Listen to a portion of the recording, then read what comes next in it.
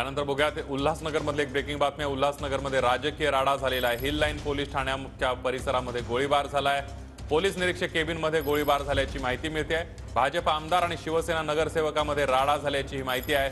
गणपत गायकवाड आणि महेश गायकवाड यांच्यामध्ये पोलीस ठाण्यातच राडा झालेला आहे। उल्हासनगरमधून एक ब्रेकिंग बातमी येते आहे। उल्हासनगरमध्ये राजकीय राडा झाल्याचं पाहायला मिळत आहे। हिल लाईन पोलीस ठाण्यामध्येच गोळीबार झालाय। पोलीस निरीक्षक केबिनमध्ये हा गोळीबार झाल्याची घटना घडली आहे। भाजप आमदार आणि शिवसेना नगरसेवकांमध्ये हा राडा झालेला आहे।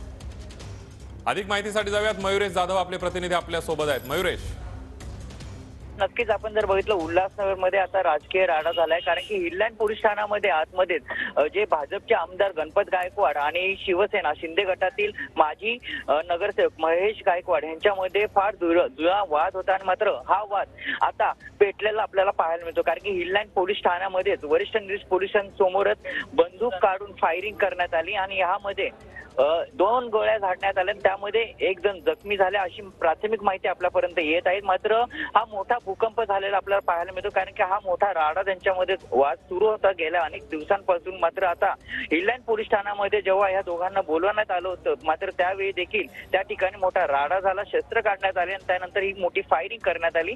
आता जे जखमी आहेत त्यांना उल्हासनगरच्या एका खासगी रुग्णालयात नेण्यात आलेत आणि पुढील उपचार सुरू आहेत। मात्र कुणावर फायरिंग झाली अद्याप अजूनही स्पष्ट आहे। या संदर्भात पोलीस स्टेशनमध्ये आम्ही वारंवार फोन करतोय, मात्र कुणीही वरिष्ठ पोलीस निरीक्षक आमचा फोन उचलत नाहीये।